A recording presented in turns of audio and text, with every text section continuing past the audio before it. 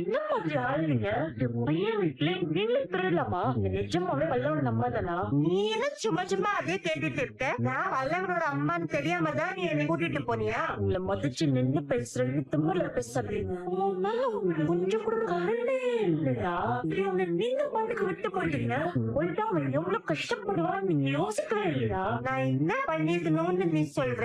நான் பணத்தை எடுத்தது நீ பாரு வரைக்கும் நான் அங்கே தங்கி இருக்கணும்னு சொல்றியா? அந்த கதையெல்லாம் நான் கேட்கல. என்கிட்ட இப்ப நீங்க உண்மையை மட்டும் சொல்லுங்க. நீங்க நிஜமாவே பல்லவனோட இருக்கத்தான் வந்தீங்களா? இல்ல பணத்தை திருட வந்தீங்களா? அடே நீ நகரு முதல்ல. இல்ல, அவங்க போக விட மாட்டேன். நீங்க எந்த நோக்கத்தோட எங்க வீட்டுக்குள்ள வந்தீங்க? எனக்கு தெரிஞ்ச அவன் ஆரம்பத்துல இருந்து உங்க மேல எனக்கு ஒரு டவுட் இருந்துட்டுதான் இருந்தது. நீங்க தேடி எனக்கு ஒரு ஆள் வந்தாரு. யார் அவரு? போனதுல இருந்து உங்களை நினைச்சு ஆனா எவ்வளவு கஷ்டப்படுறது தெரியுமா? அந்த வீட்லயே நீங்க சந்தோஷமா இருந்திருக்கலாம்ல. ஏன் இப்படி பண்ணணும்? இங்க பாருமா, அங்கே வந்து சந்தோஷமா உட்கார்ந்துக்க அளவுக்கெல்லாம் எனக்கு வாடகை இல்ல. அவனுக்கு அம்மாவா மட்டும் வந்து உட்கார்ந்துட்டா என் புருஷனை யாருமா பாக்குறது? அன்னைக்கு வந்து நின்னவர் யாருன்னு கேட்டேல, அவரு என் புருஷன். அவருக்கெல்லாம் நான் பல்லவன் கூட இருக்கிறது முடியாது. என் நிலைமை ரொம்ப மோசமா இருக்குமா. எனக்கும் என் புருஷனுக்கும் ஏகப்பட்ட கடன் இருக்குமா. பணத்துக்காக தான் உன் வீட்டுக்கு தான் வந்தேன். பல்லவனை பார்க்கும்போது என் பிள்ளையாச்சேன்னு அவன் மேல எனக்கு பாசம் வந்துச்சு. அதுக்காக நான் அப்படியே இருந்துட முடியுமா?